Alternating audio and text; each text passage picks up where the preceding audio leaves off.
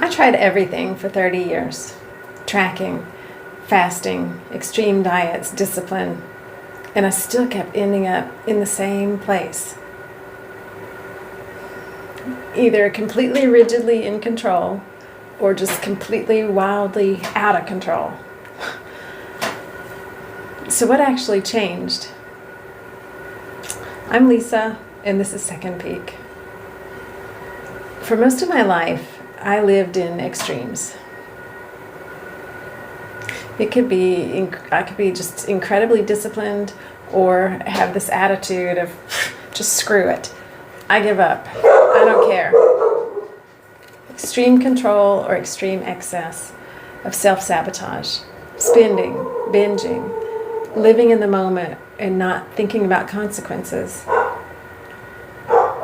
There was no middle. I lived in the extreme of either ditch. And I'm curious, have you ever felt like that? Like you're either all in or you're just spiraling completely off track, off the rails? Well, for years, I kept asking myself, what actually changed after 30 years of all of this, trying everything? And what was it that finally made a difference? Was it the low dose of tirzepatide, making the dopamine hits less tempting? Was it getting my hormones balanced so I wasn't fluctuating between extreme anger at everyone who crossed my path and crying and feeling like the sky was falling, or feeling the intense feelings of imposter syndrome? Was it my faith that I actually started reading my Bible and praying and renewing my mind and learning what God said instead of man? Was it that I actually became more consistent because my schedule became more flexible? Or that my goals changed from vanity to just wanting to be healthy and strong after watching firsthand the physical and mental decline of people that I knew who were 10 or 15 years ahead of me because of lifestyle choices that they had made? What was it? And the truth is, it wasn't just one thing. And it also wasn't overnight. This has been a long journey. It's been a transformation over the past several years for me to get to this point. Because most of my life, I was what I would call a perennial self-improver. Always trying to fix myself. And if I can just do what they're doing, if I can just follow the gurus. I was listening to podcasts, watching YouTube, reading books, jumping from one health expert to another, this biohacker to that, and just voraciously consuming, but never really giving myself space to think. And I felt like I had to hurry because there was so much that I didn't know that I needed to know and that I had to know. And if I knew everything, then I'd be okay. I'd get where I wanted to be. And even with God, I thought, I'll come when I clean up my act. But I never got there because you can't earn something that's already been given. And when I finally understood grace, I stopped trying to prove myself worthy. Because grace is by definition unmerited. And I finally understood that I couldn't earn it. I just needed to trust in it. And this was a big one for me. Self-control is a fruit of the Spirit. But what I was practicing wasn't self-control. It was simply control.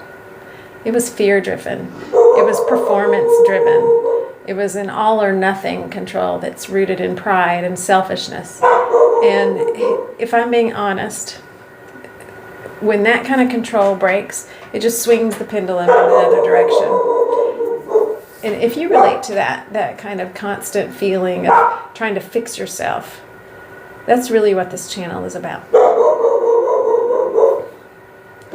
And I want to say this honestly, that even the things I did before that were extreme and didn't work, they weren't a waste. I learned from them and through them.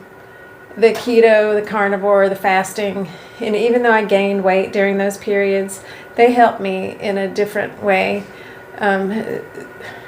it was through that restriction, really, that I actually learned to appreciate whole, God-given foods. And I got off the addictive junk foods with all the additives and chemicals that just kept me craving more by leaving me unsatiated and hungry for more, even though I was full. And I do commend carnivore for that benefit, that I no longer crave or desire any of that. And I can actually feel the difference in my body when I do eat something like that. But so nothing I did was wasted. It was just part of how I got here. Let thy food be thy medicine. So sometimes even a temporary elimination diet can be helpful.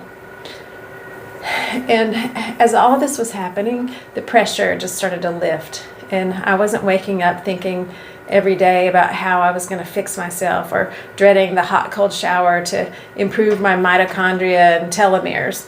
And that constant internal pressure and too much information was really what was driving the extremes. So I stopped listening so much and just started thinking and relishing in silence. And I also addressed the physical side. I saw a clinician to work on my hormonal fluctuations, and I'll go into that in detail in another video. I started to eat from all the food groups, just whole, close to how God made them foods. And yes, I did use some tirzepatide. My clinician helped me understand that I was highly inflamed and I had insulin resistance. And in combination, that all helped to stabilize things. But here's what's important. I was not in a desperate place when I started the hormones and the peptide. I had already begun stepping out of that cycle, and my goals changed. I stopped chasing being thin and being perfect and being in control.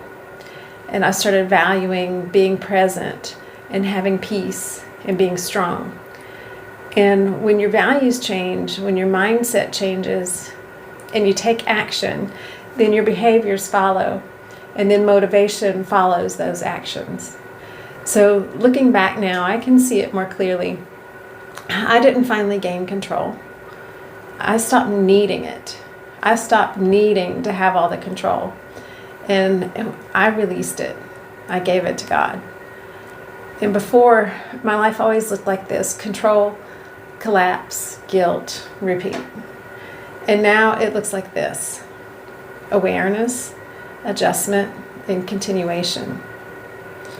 Without a bunch of drama and without extremes, just peace. And if this resonates with you, it would mean a lot if you liked this video or shared it with someone who might need it or hear it. And if you want more of these conversations, go ahead and subscribe.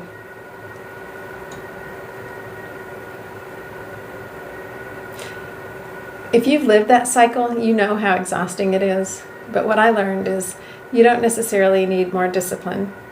You need a different foundation.